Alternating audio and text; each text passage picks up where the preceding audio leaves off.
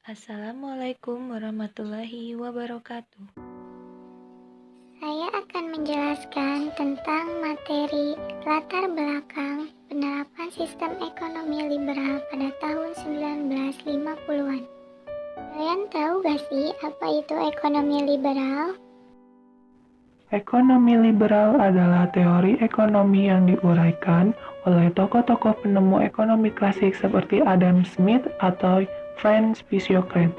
Sistem ekonomi klasik tersebut ada kaitannya dengan kebebasan proses alami yang sementara dipahami oleh tokoh-tokoh ekonomi sebagai ekonomi liberal klasik.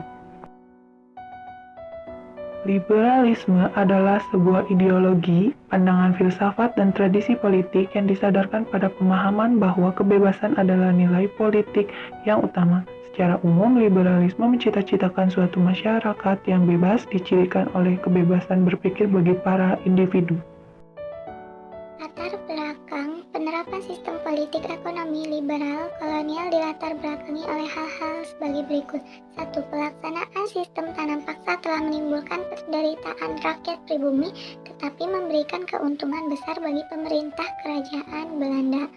2. Berkembangnya paham liberal sebagai akibat dari revolusi Prancis dan revolusi industri sehingga sistem tanam paksa tidak sesuai lagi untuk diteruskan. 3. Kemenangan Partai Liberal dalam Parlemen Belanda yang mendesak pemerintahan Belanda menerapkan sistem ekonomi liberal di negeri jajahannya, Indonesia. Hal itu dimaksudkan agar para pengusaha Belanda sebagai pendukung Partai Liberal dapat menanamkan modalnya. Yang keempat, adanya Traktat Sumatera pada tahun 1871 yang memberikan kebebasan bagi Belanda untuk meluaskan wilayahnya ke Aceh. Sebagai imbalannya, Inggris meminta Belanda menerapkan sistem ekonomi liberal di Indonesia agar pengusaha Inggris dapat menanamkan modalnya di Indonesia. Selanjutnya, politik ekonomi liberal yang terjadi di Indonesia.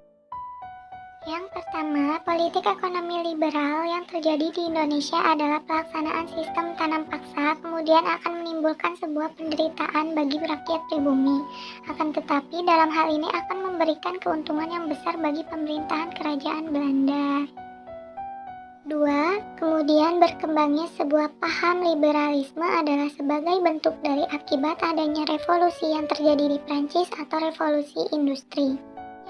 Terakhir, adanya kewenangan yang dimiliki oleh Partai Liberal dalam sebuah parlemen yang berada di wilayah Belanda. Parlemen tersebut kemudian mendesak kepada pemerintahan Belanda untuk melakukan penerapan terhadap sistem ekonomi liberal pada wilayah dari negeri jajahan yaitu Indonesia. Sekian dan terima kasih. Wassalamualaikum warahmatullahi wabarakatuh.